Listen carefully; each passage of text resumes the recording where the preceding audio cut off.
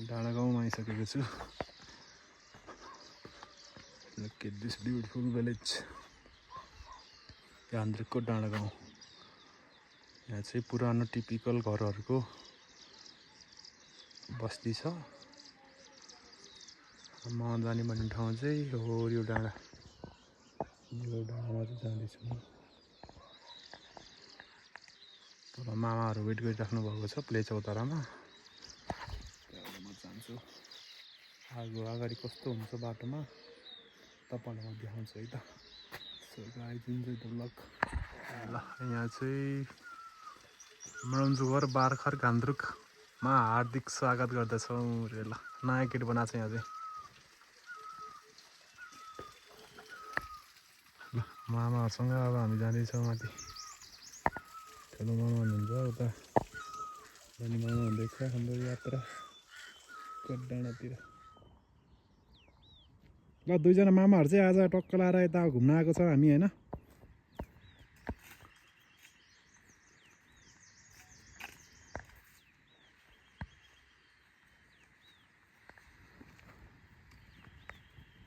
के भन्नुस् न मामा। ल ल अहिले हामी अन्नपूर्ण गाउँपालिका हजुर वडा नम्बर 11 अन्तर्गत घान्द्रुक यो कोम्रो डाँडा भन्ने ठाउँमा अहिले हामी कोही डाँडा भन्ने ठाउँमा अलि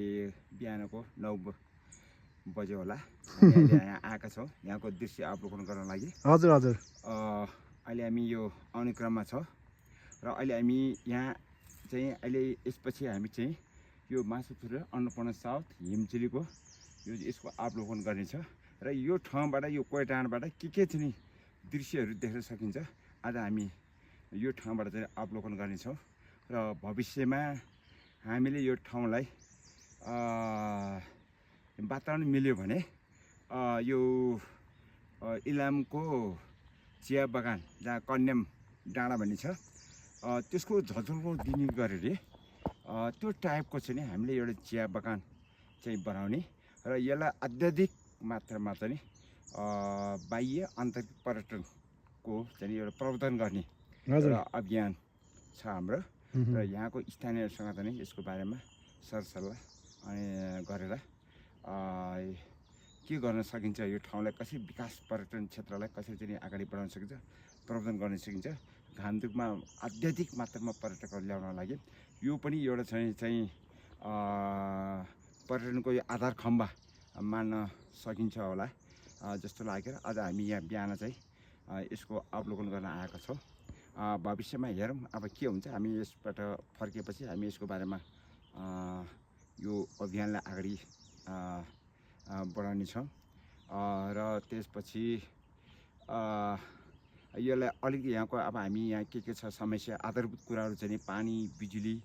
होइन यसको बाटोघाटो अब के छ त्यसको पनि हामी अवलोकन गर्नेछौँ। आजले यसपछि हामी आधी घन्टा हामी यहाँ रहनेछौँ त्यसपछि हामी के हुन्छ समय मिल्यो भने हामी उरी भएर वडा कार्यालय हुँदै हामी त्यसको पनि अवलोकन गरेर हामी फेरि चाहिँ घान्द्रुक गाउँतिर फर्किनेछौँ। ल है त अहिले लाली गुराँस पनि अलिअलि फुलेको छ तपाईँले देख्न सक्नुहुन्छ। अहिले लाली गुराँस फुल्ने सिजन पनि हुनाले लाली गुराँस पनि झपक्क फुलिरहेछ। वेदर पनि राम्रै छ हिमाल राम्रो देखिरहेको छ अनि तपाईँले चाहिँ यहाँबाट देख्न सक्नुहुन्छ घान्द्रुक। यो चाहिँ घान्द्रुक गाउँ अलिकति उसो पनि गर्दा भान्जा छ अनि यतापट्टि चाहिँ लान्द्रुक। ल हुन्छ तपाईँहरूलाई अगाडि के हुन्छ देखाउँदै गर्छ हामी।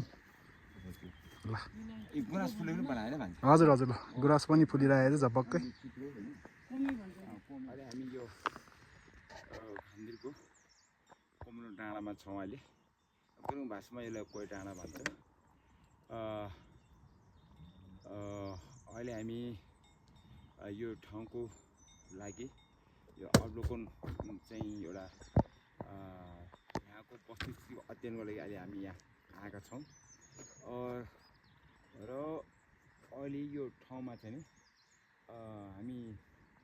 सेन्टर पोइन्ट यहाँको सबभन्दा हाइटमा अहिले म यहाँ उभिरहेको छु र म केही कुराहरू चाहिँ भन्न गइरहेको छु र अहिले हामी यसरी फोनको मार्दाखेरि यहाँबाट हामी के देख्न सकिन्छ भन्ने कुरामा यताबाट गएर त्यो पारिपट्टि चाहिँ टेलिफोन टावर यता हेरेर भन्नु न मामा क्यामेरातिर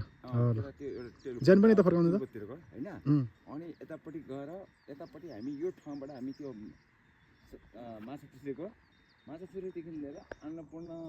हिमचुली अन्नपूर्ण साउथ यो पुरै रेन्जहरू हामी यहाँबाट देख्न सक्छौँ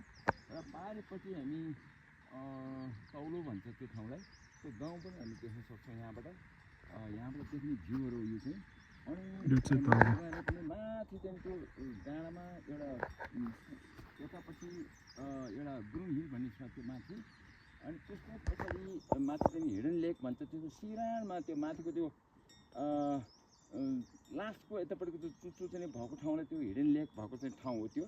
त्यसपछि हामी यताबाट घुमेर राउन्ड लाएर हेर्दाखेरि यो साइडतिर हामी चाहिँ घोरेपानी जाने बाटो जहाँ टाढापानी भन्छ खान्चुरभन्दा टाढापानी गएर घोरेपानी जाने ठाउँ हो त्यहाँ अहिले यतिखेर लटरममा तपाईँको चाहिँ गुराँस फुलेको छ अहिले र त्यसपछि हामी दक्षिणतिर हेर्दै गयौँ भने हामी यहाँबाट ठ्याक्क यहाँबाट हेर्नुहोस् त यो घान्दुक गाउँ चाहिँ देख्न सकिन्छ हामी यहाँबाट यस्तो राम्रो चाहिँ गाउँहरू देखिन्छ यहाँबाट पुरा चाहिँ घान्दुकको चाहिँ शिर पुच्छर यहाँबाट हामी देख्न सक्छौँ यसरी हामी देख्न सक्छौँ तलपट्टि चाहिँ बस पार्क यहाँबाट देख्न सकिन्छ स्कुलहरू देख्न सकिन्छ एकैको अफिस त्यहाँबाट देखिन्छ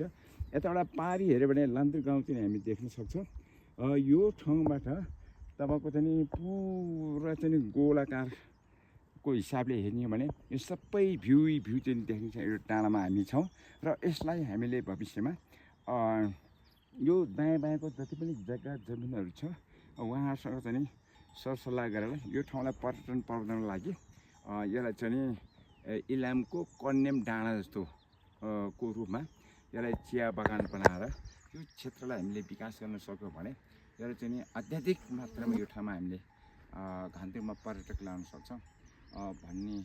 हामीलाई चाहिँ लागेको छ र यतापट्टि यसको तलपट्टि सबै चाहिँ सार्वजनिक जग्गाहरू पर्ने रहेछ यहाँ र तलपट्टि सबै रचनको बुटाहरू छ यसमा अलिक गुराँसको चाहिँ अलिक कम देख्यौँ हामीले यहाँनिर यसको अलिकति माथि छेउछेउमा अलिकति माथि गएपछि हामी सानो सानो गुराँसको बुटाहरू पनि हामी देख्न सक्छौँ र भविष्यमा यसलाई यो तलपट्टिको भागलाई गुराँसको चाहिँ जङ्गल बनाउने र यतापट्टिको चाहिँ घान्दुक साइडतिरकोलाई हामीले पुरै चाहिँ यो चियाको चाहिँ बगान बनाउन सक्यो भने यसलाई चाहिँ यो स्वर्गकै एउटा चाहिँ टुक्रा जस्तो स्वर्गमै बसेको जस्तो स्वर्गीय आनन्द लिने ठाउँ चाहिँ हामीले यो देखेका छौँ र यो ठाउँलाई अझै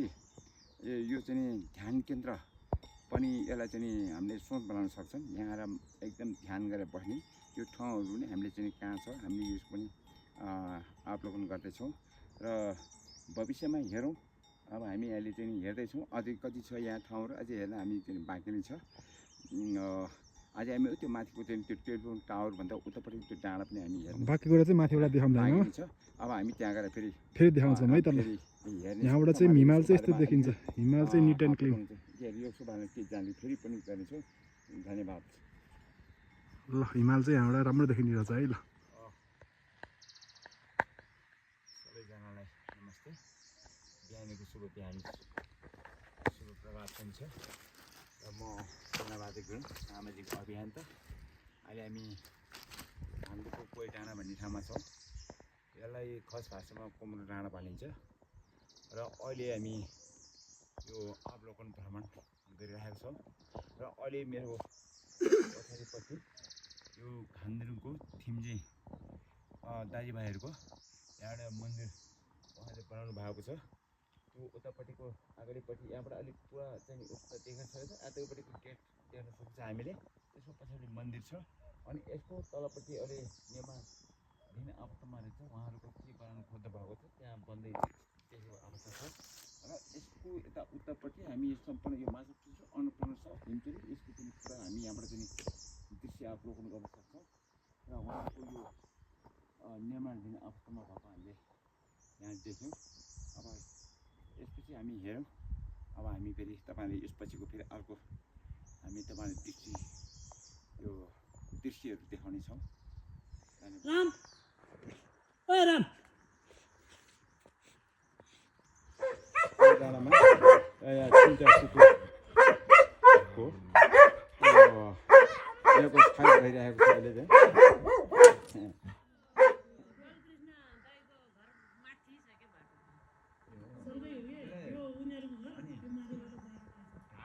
ठुलो क्या त्यत्रो अस्ति म हेरेर आएको हुन्छ ठुलो मिटर 1000 मिनट प्लिजमा त आएर मक्कल थियो चौचल्नु पैसा मैले नगरी क्या कुरो आज मैं दी जाने के पूरा नहीं इसमें तो यही कर दो ये आज जो क्या यार